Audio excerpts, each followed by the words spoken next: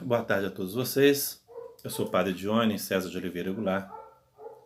Venho aqui para dizer sobre o que vem acontecendo sobre os arautos do Evangelho. Quero dizer a todos vocês que eu compreendo que a mídia no mundo e no Brasil tem passado por momentos tenebrosos e obscuros. Mas nada justifica esse atropelo de comunicações e desencontros de informações. É preciso uma apuração mais adequada sobre fatos ao serem publicados. Acompanhei tanto alguns vídeos, algumas lives, e venho aqui trazer a todos os meus amigos que me acompanham, que estão sempre no Facebook, no YouTube, pelas redes sociais, dizer que os arautos do Evangelho são sumamente importantes para a formação cristã católica. E por ser uma obra de Nossa Senhora, não assustamos por essa investida. Eu percebi que, embora o entrevistador dissesse que foi da comunicação social, foi da pastoral da comunicação de sua igreja, participou de alguns eventos, deveria compreender como que funciona a dinâmica em nossas igrejas. Se isso se tornar um hábito de trazer calúnias, difamação ou fatos sem comprovação sempre em público, nós vamos ter uma situação caótica no Brasil e no mundo. E ninguém quer isto para ninguém, nem eu para mim, nem para vocês. Nós não queremos de maneira alguma que as pessoas, agora que acham que têm opiniões ou que querem falar alguma coisa, não resolvam isso como pessoas maduras, inseridas dentro de um processo de entendimento, de defesa, de ampla defesa, como nós gostamos de dizer sobre alguns políticos, né? Achamos que todos os recursos devem ser. Por que que dessa forma a nossa Igreja Católica, e principalmente no Brasil, os bispos e os padres e todas as congregações religiosas, não começam então a pensar bem sobre essas questões sérias? Porque nós estamos numa situação de deslealdade católica, porque a gente sabe que a instituição católica tem as suas regras internas canônicas, sua lei canônica, mas estão invadindo demais os espaços e isso já se torna uma coisa perigosa, como intolerância religiosa. Nós, católicos, somos norteados por um direito canônico e pertencemos ao Estado, o Vaticano. Nós temos aqui no Brasil essa liberdade que é garantida pela Constituição Federal e pelo Tratado de Brasil e Vaticano, Santa Sé.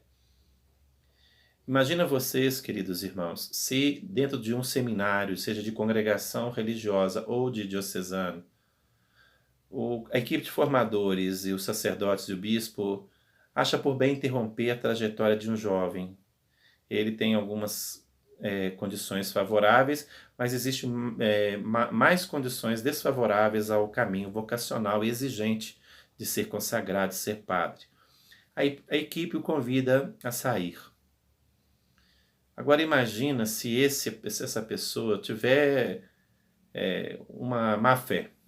Vamos supor que ela tem uma percepção errônea dos fatos, ou ela mesma se autocondena, ou se pune, ou quer se auto-justificar porque ela foi pedida para sair do processo formativo, porque a gente vê que não tem as condições e habilidades para ser um sacerdote, porque a vocação do seminário é uma sementeira, né, que a gente vai cultivando. Se todos os seminaristas saírem e tiverem espaços nessas mídias, colocar todas as suas revoltas e seus problemas, e aí sempre vamos dar ênfase a isso, sem ir a fundo do processo, mesmo que seja um processo que esteja no Ministério Público, a gente deve sempre preservar a imagem, o princípio básico da identidade da pessoa, resguardar o direito particular do fórum íntimo.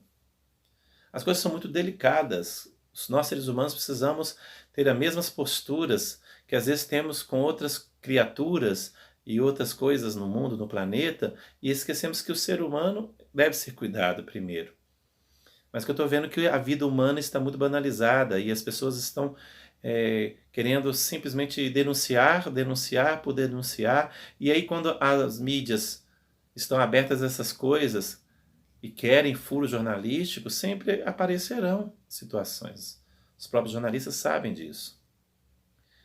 Eu vi uma reportagem, por exemplo, quantos sacerdotes foram absorvidos na Espanha. Aí me dói muito, porque tudo bem que a verdade sempre sobressai e vai sempre sobressair sobre a mentira, cedo ou tarde. Mas para alguns está sendo tarde, porque muitos sacerdotes foram caluniados, difamados e foi tão sumariamente condenado pelas mídias, por essa falta de controle que nós estamos tendo hoje no falar, essa falta de equilíbrio, o raciocínio. E ainda existe sim essa possibilidade de ter, que eu não sabia, não tinha lembrado desse fato, que foi agora, estou estudando também a fundo isso, que é chamado a subversão ideológica. E cada coisa que vem acontecendo, que a gente vai estudando e vai vendo, e o humano está se desumanizando. Eu penso que nós temos que ter muito equilíbrio. Eu tenho rezado muito a Nossa Senhora do Equilíbrio, para que eu seja equilibrado enquanto todo o meu ser, físico, emocional, espiritual, o equilíbrio, Nossa Senhora do Equilíbrio, que eu tenho pedido muito para as nossas igrejas, para os cristãos e para o mundo inteiro, um equilíbrio. Então esse fato dos arautos eu sinto muito triste, porque eu os conheço e dou testemunho. Casos e problemas existem em todas as esferas, de todas as profissões, inclusive no jornalismo, nos médicos, em todas as situações e instituições, no exército, em todos os lugares existem problemas, porque o ser humano é um ser em busca de desejos. E se não preenche, ele vai buscar de qualquer forma, de qualquer maneira, e nesse de qualquer forma, de qualquer maneira, pode incorrer em imprudências e às vezes até mesmo em uma falta de lógica, perde o senso e o bom senso. Por isso, nesse momento, queridos irmãos do Arauto, do Evangelho e as irmãs do Arauto, toda a nossa Igreja Católica, os bispos e os padres religiosos, eu tenho orado muito para que nós possamos estar muito atentos, porque às vezes eu me questiono na minha oração hoje de manhã cedo e pensei, quem será a próxima vítima? Não no sentido de querer omitir se há algo errado, a Igreja é a primeira a querer que se esclareça esses fatos. Mas assim, a gente ser ingênuos ou imaturos e não ter uma avaliação séria e trazer isso em público, infelizmente, mais uma vez, a Rede Globo e todos os meios de comunicação têm que pedir muito equilíbrio. E eu oro muito, porque eu sempre aprendi que o que eu quero de bom para mim, eu quero para todos. Então, como que eu gostaria que resolvesse essas situações se fosse comigo? Como que você gostaria que resolvesse com você se acontecesse esses fatos? Quais os caminhos que você gostaria que as pessoas e a justiça e todos pudessem resolver, buscando a justiça, mas tentando ver a alma das pessoas? E, como eu falei, quem curará as feridas das calúnias e difamações, que no final da história viram que eram tudo calúnias e difamações e eram apenas maldades humanas? Quem vai curar dessas pessoas? Eu fico pensando nesses colegas padres, como que muitos estão. O que adianta depois a justiça declarar inocente? E a ferida da alma? A humilhação? Onde estão essas pessoas? Como eu sempre lutei para as pessoas que foram presas injustamente, e muitos no Brasil foram presos, eles tiveram a liberdade adquirida que provou que eles não cometeram crime. Mas vai atrás deles, vamos atrás deles para ver como que eles estão na alma. Porque a pior prisão e a pior dor que Cristo sofreu, eu acho, foi a dor moral. A física, Jesus disse, mate esse corpo e eu ressuscitarei. E de fato ele ressuscitou. Mas a dor moral do ser humano contra outro ser humano, da inveja, da perseguição, da intolerância religiosa, da má-fé, em cima do dinheiro, do lucro, do poder. Então eu desejo, queridos irmãos do Arauto, que vocês se fortaleçam mais ainda naquela que é a guardiã de sua instituição, que é Nossa Senhora de Fátima, que o Imaculado Coração de Maria, por fim, triunfará. E nossa igreja, todos, bispos, papas, cardeais, seminaristas, vocacionados, religiosos e religiosas, temos que nos preparar muito, porque eu não creio que vai parar essa onda contra nós, contra a igreja. Mas vamos ficar firmes, vamos persistir na verdade, vamos resistir unidos na Eucaristia e Nossa Senhora, e o inimigo fugirá de nós. Assim diz a Sagrada Escritura. Por isso, nada de rancor, mágoa, mas a verdade sempre. E aqui a verdade é a humildade e a humildade é verdade, diz Santa Teresa de Jesus no trocadilho.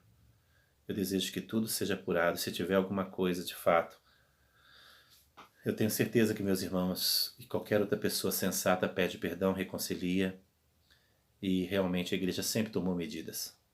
A Igreja Católica, queridos meios de comunicação, seja jornalistas, ela não é uma sede de poder e sede de poder.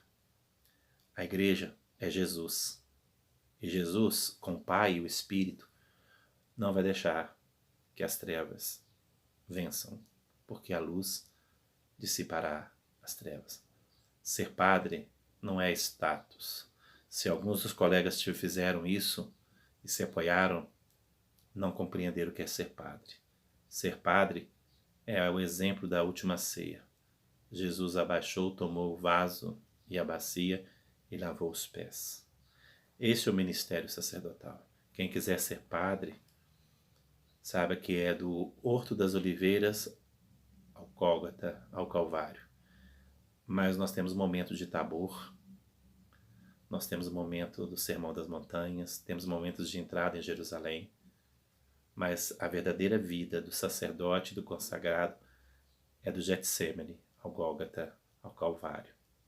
E a alma do sacerdote, que serve a Cristo e segue a Sagrada Escritura, sempre vai ser uma alma chagada, porque não vai deixar de abrir suas feridas, e como Jesus lá na cruz foi aberto pela lança dos soldados, jorrou água e sangue, assim os sacramentos. Por isso nós vamos sempre passar por muitas tribulações, mas permanecemos na verdade. E nós, padres e seminaristas e bispos, vamos nos cuidar, todos nós. Este é um recado que eu quero dar, todos nós. E acima de tudo, diz a carta de Paulo, você que está em pé, cuide-se para não cair. Isso sempre é a máxima. A gente tem que ser solidários, mas temos que ser firmes, temos que ser autênticos e temos que nos ajudar nessa coerência, mas que seja exigida do mesmo tamanho para todos igualmente. E não começar uma intolerância religiosa no Brasil que é perigosa. Deus seja louvado, meu abraço, meus irmãos do Arauto. Esse momento é um momento muito difícil de se colocar em silêncio, em oração e unir uma rede de intercessão com o Santo Rosário no Brasil todo, com certeza, e no mundo inteiro. Nossa Senhora pediu muito isso, a oração do Santo Rosário. Então, eu acho que mais do que falar palavras, foi muito bonito o vídeo que foi feito a entrevista primeira, que não foi divulgada pelo Fantástico inteira, mas a entrevista foi muito bem feita. Parabéns. Eu acho que isso é um direito, né, de defesa, mas houve uma deslealdade aí por parte dos meios de comunicação. Que Deus nos abençoe e nos dê muita sabedoria e discernimento. E eu desejo paz e prosperidade para a nação. Em nome do Pai, do Filho e do Espírito Santo. Amém.